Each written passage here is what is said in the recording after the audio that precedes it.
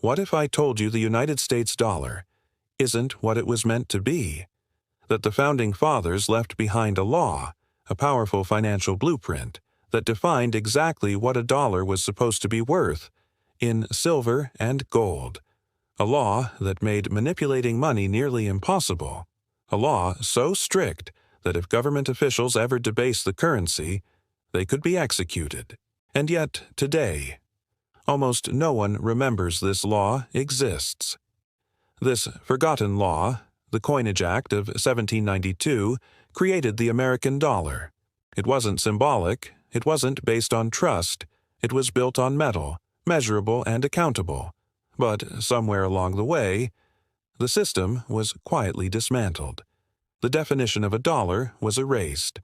And with it, the rules that protected everyday Americans from inflation, corruption, and centralized control. So what really happened? How did the most important law in American financial history get buried? And why does it matter? Right now. Let's rewind the clock.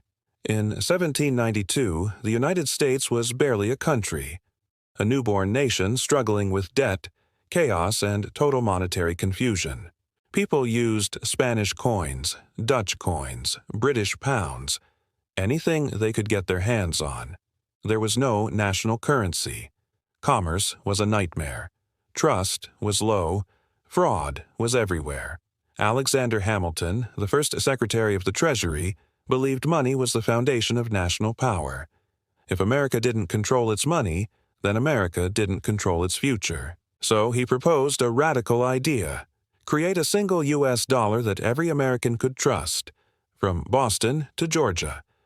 But Hamilton knew trust couldn't be based on promises alone. Humans, especially those in government, can be tempted. Promises can be broken. Power can be abused. So he set a standard based on intrinsic value. A dollar would be defined as 24.1 grams of pure silver, or a fixed equivalent in gold at a 15:1 ratio, meaning you didn't trust the government, you trusted the metal in your hand. Money wasn't a belief, it was a weight. And then came the most shocking part: the punishment. The Coinage Act stated that if any government official ever devalued the dollar, by minting coins with less metal than required, they could be put to death. It was written clearly into the law: shall suffer death. Because to the founders, weakening the currency was a direct attack on the nation. They had lived through the collapse of the continental dollar during the Revolutionary War, a financial disaster so severe that the phrase, "not worth a continental," became a national joke. They vowed never to allow inflation to destroy America again. So the rules were set. Silver and gold would keep leaders honest.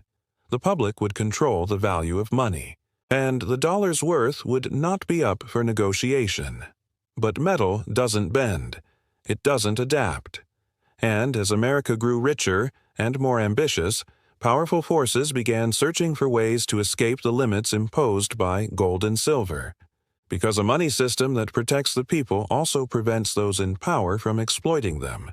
This is where the real story begins: a battle for control of the American dollar. The Coinage Act of 1792 created a powerful foundation, but stability never lasts without a fight.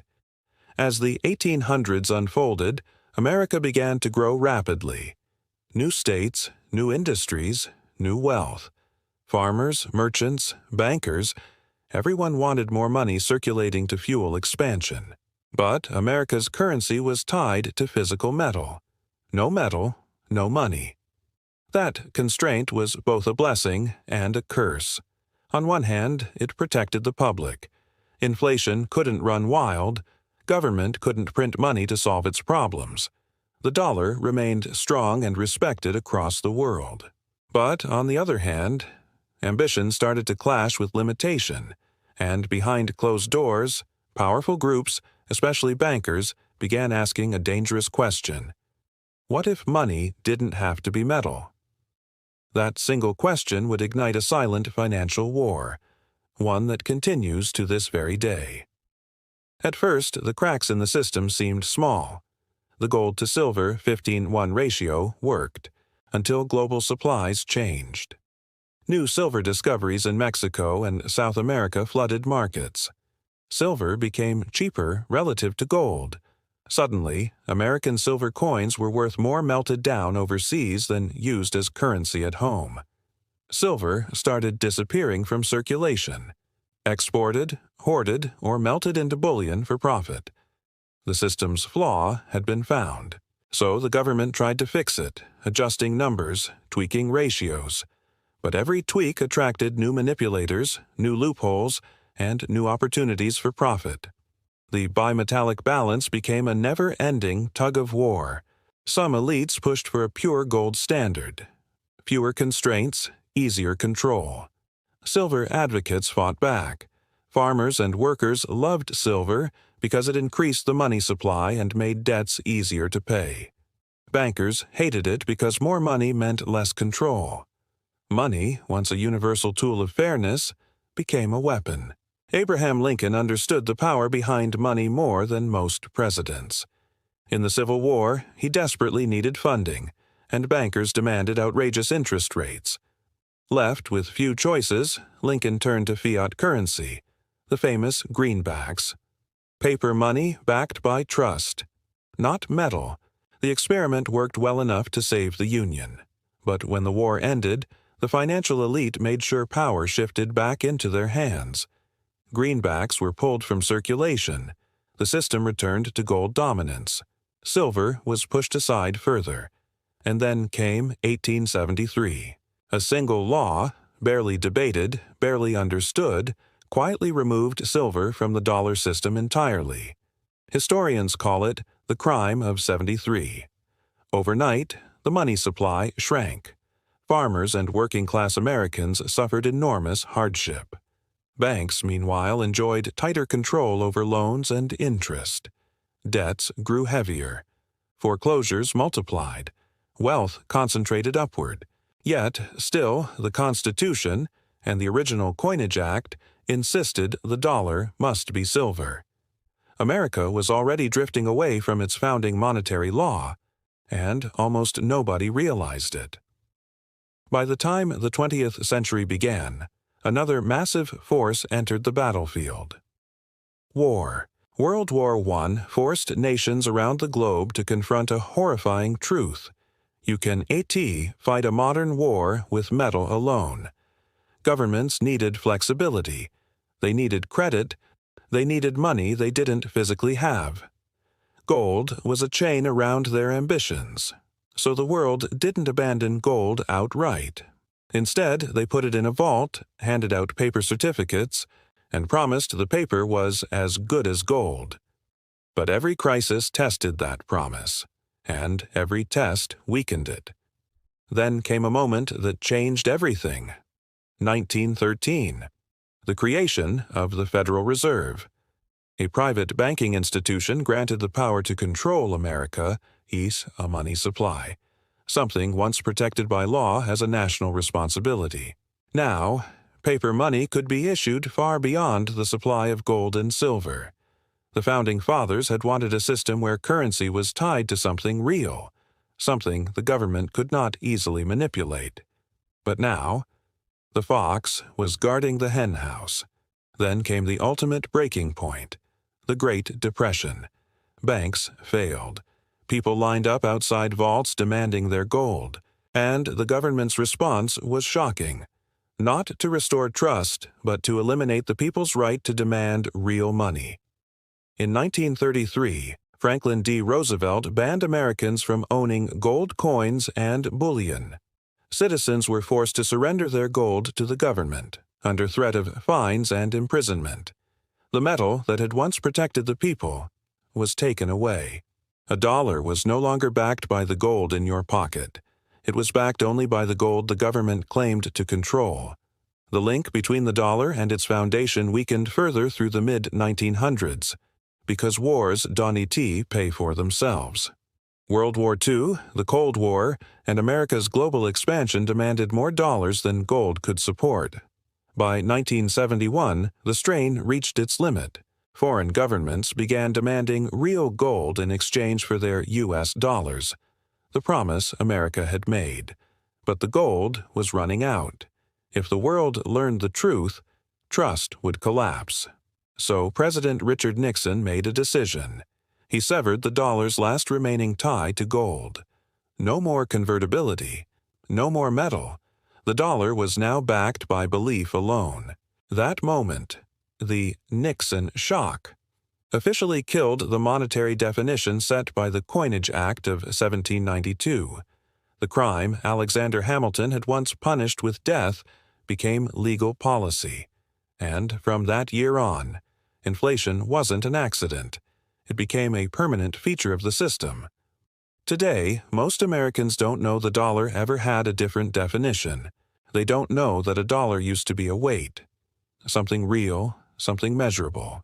They don't know the law that protected them from inflation is still written in history, but no longer respected.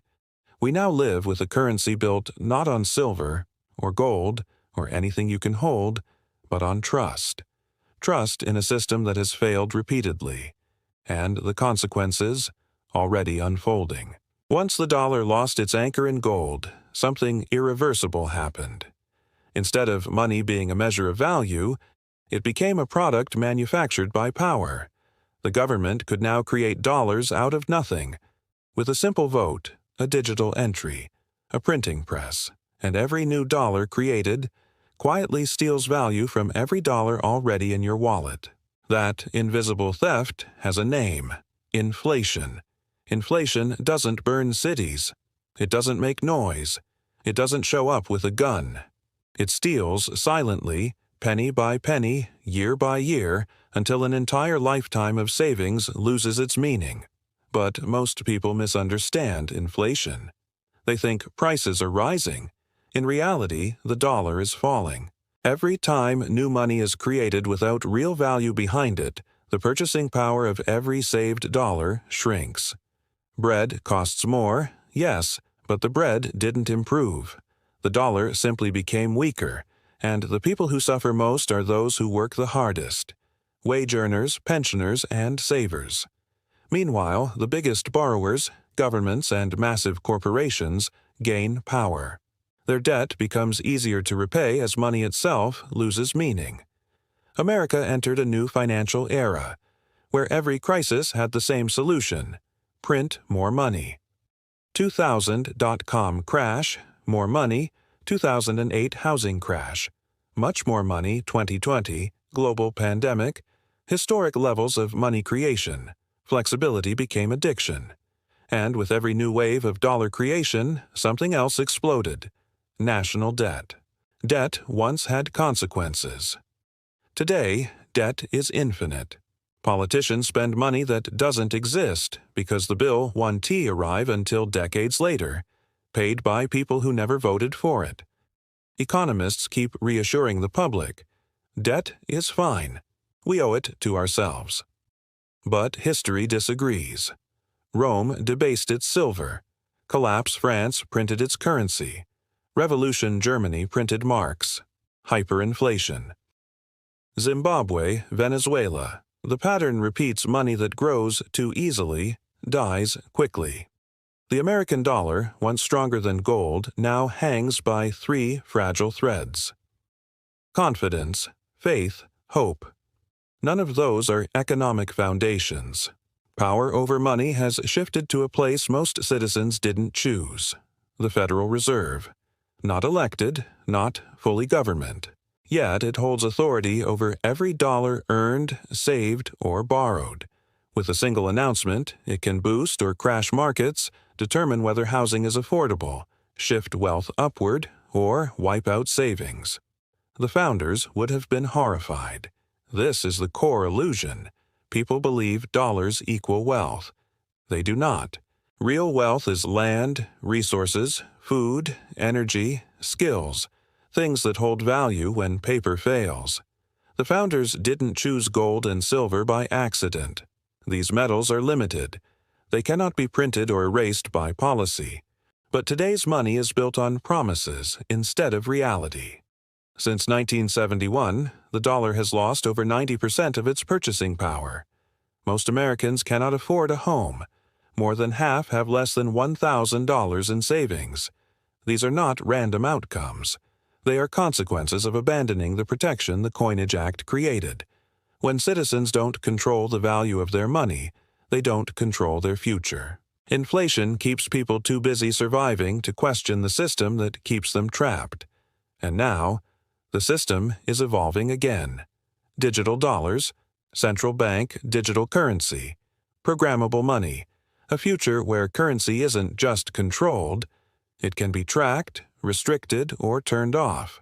What happens when the same power that can silently devalue your money can also decide how you are allowed to use it? The end of gold was not the end of control. It was only the beginning. What comes next may be the most important chapter in the story of American money, because unlike the past, this time we are alive to experience it. For centuries, money evolved slowly, from coins to paper, from paper to electronic banking. But today, the evolution isn't just about convenience. It's about control. Governments around the world are rolling out the next version of currency, central bank digital currencies, CBDCs, digital dollars that don't just represent money, they are money, not printed, not physical, only code, and code can be programmed. If the money in your wallet becomes software, then whoever controls the software controls the wallet. They can decide where you are allowed to spend, what you are allowed to purchase, how much you can withdraw, whether your transactions remain private or monitored, whether your money still exists tomorrow. Think about it. Cash is freedom. Digital money is permission. The dollar, once protected by silver and gold, would now be guarded only by the policies of whoever holds power in the moment. There is a reason why governments love this idea. Inflation becomes easier to push. Debt becomes easier to hide. Taxes become easier to collect. Dissent becomes easier to punish. If your value in society drops, so could your access to your own money. This is the exact danger the Founding Fathers tried to prevent in 1792. They believed money should restrain power, not empower tyranny. They believed wealth should be earned, not printed. They believed citizens should control their money, not beg to use it. But here we are, more dependent on the dollar than ever, yet less protected by the dollar than ever. A currency once backed by silver, then gold, is now backed by nothing but faith. And faith is running thin. Prices soar, debt explodes, wages stagnate, savings evaporate. The average person feels the system failing, even if they can't explain why. The truth is simple. The moment the dollar stopped being defined by the Coinage Act of 1792, it became a tool, not a tool for prosperity, a tool for power. So, what do we do with this knowledge? Do we panic? Run? Give up? No. We learn, we prepare, we question the narrative, and we remember the lessons this forgotten law tried to teach. Takeaway number 1. Real value cannot be printed. Gold, silver, land, skills, these are wealth that survive every crisis. Takeaway number 2. Inflation is not an accident. It is a policy, a silent tax that transfers power upward. Takeaway, number 3, control the money, and you control the people. That is why monetary freedom must never be surrendered. The founders weren't obsessed with metal. They were obsessed with accountability. They knew money backed by nothing eventually becomes worth nothing. They knew leaders, no matter how righteous at first, are always tempted by the power to manipulate currency. And they tried to stop that temptation with a single law, the Coinage Act of 1792. A law that demanded honesty in money. A law that made corruption punishable by death. A law that protected the common citizen from hidden tyranny. Today, that law is forgotten, but its warning is not. Because history has proven one thing again and again. When money collapses, Society follows. Economies fail. Families suffer. Governments fall. Chaos replaces order. Desperation replaces trust. We stand at the edge of that same cycle, not because it is inevitable, but because the lessons of the past were ignored. So the question isn't, will the system change? It already has. The real question is, who will control the next version of money? A free people or a powerful few? The founders gave us the answer centuries ago. They wrote it in silver and gold. They tried to lock corruption out of the economy forever. But now, we must decide whether their warning matters. Do we continue pretending everything is normal? Or do we open our eyes to what the dollar has become? This is the truth America forgot, and the truth we must remember.